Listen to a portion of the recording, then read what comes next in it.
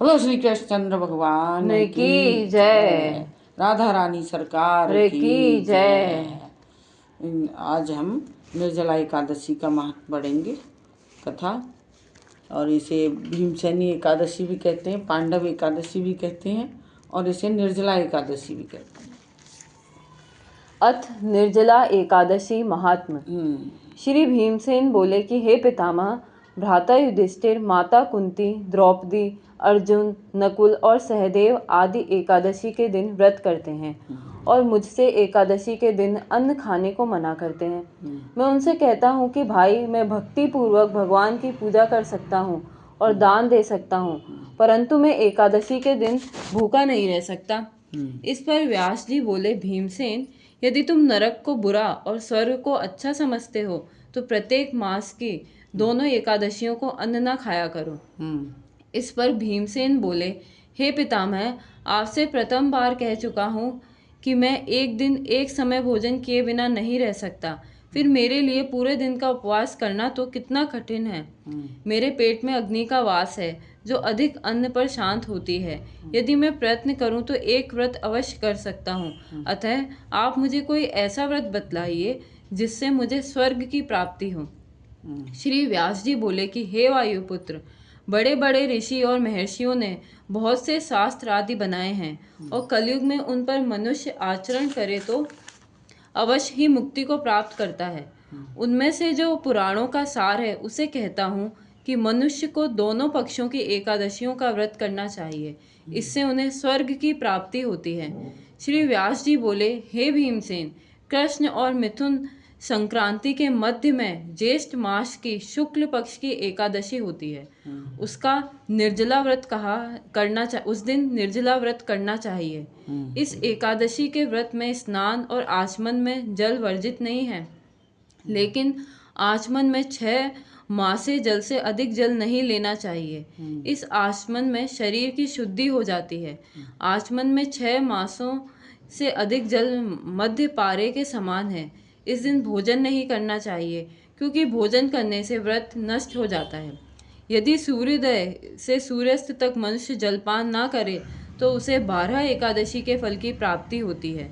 द्वादशी के दिन सूर्योदय से पहले ही उठना चाहिए। इसके पश्चात भूखे ब्राह्मण को भोजन कराना चाहिए। इसका फल 1 वर्ष संपूर्ण एकादशियों के फल के बराबर है। हे भीमसेन, स्वयं भगवान ने मुझसे कहा था कि इस एकादशी का पुण्य समस्त तीर्थों और दोनों के बराबर है। एक दिन निर्जला रहने से मनुष्य पापों से मुक्त हो जाता है। जो मनुष्य निर्जला एकादशी का व्रत करते हैं उनको मृत्यु के समय भयानक यमदूत नहीं दिखते हैं। उस समय भगवान विष्णु के दूत स्वर्ग से आते हैं और उसको पुष्पक विमान में बिठाकर ले जाते हैं। अतः संसार में सबसे श्रेष्ठ निर्जला एकादशी का व्रत है। अतः यत्न पूर्वक इस एकादशी का व्रत करना चाहिए। उस दिन ओम नमो भगवते वासुदेवाय मंत्र का उच्चारण करना चाहिए। उस दिन गौदान करना चाहिए। व्यास देव जी के ऐसे वचन सुनकर उससे निर्जला व्रत किया। इस एकादशी को भीमसेन या पांडव एकादशी भी कहते हैं। निर्जला व्रत करने से पहले भगवान की पूजा करनी चाहिए और उनसे विनय करना चाहिए कि हे भगवान, आज मैं निर्जला व्रत करता हूँ, इसके दूसरे दिन भोजन करूँगा। मैं इस व्रत को श्रद्धा पूर्वक करूँगा, उससे मेरे सब पाप नष्ट हो जाएं। इस दिन एक बड़े वस्त्र से ढककर स्वर्ण सहित दान करना चाहिए।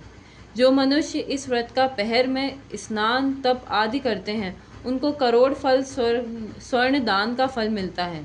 जो मनुष्य इस दिन होम आदि करते हैं उसका फल वर्णन भी नहीं हो सकता। इस निर्जला एकादशी के व्रत से मनुष्य विष्णु लोक को जाता है। जो मनुष्य इस दिन अन्न खाते हैं उन्हें चांडाल समझना चाहिए, वे अंत में नरक में जाते हैं। ब्रह्म हत्यारे, मद्यपान करने वाले, चोरी करने वाले, गुरु से द्वेष करने वाले, असत्य बोलने वाले इस व्रत को करने से स्वर्ग जाते हैं। हे कुंती पुत्र, जो पुरुष या स्त्री इस व्रत को श्रद्धा पूर्वक करते हैं उनके निम्नलिखित कर्तव्य हैं। उन्हें सर्वप्रथम विष्णु भगवान की पूजा करनी चाहिए, तत्पश्चात गोदान करना चाहिए। उस दिन ब्राह्मणों को दक्षिणा, मिष्ठान आदि देना चाहिए। निर्जला के दिन अन्न, वस्त्र, उपाहन आदि का दान करना चाहिए। जो मनुष्य इस कथा को प्रेम पूर्वक सुनते हुए पढ़ते हैं उन्हें स्वर्ग की प्राप्ति होती है। बोलो श्री कृष्णचंद्र भगवान की जय हो। श्रीमन नारायण नारायण नारायण श्रीमन नारायण नारायण हरि हरि लक्ष्मी नारायण नारायण हरि हरि भज मन नारायण नारायण हरि हरि।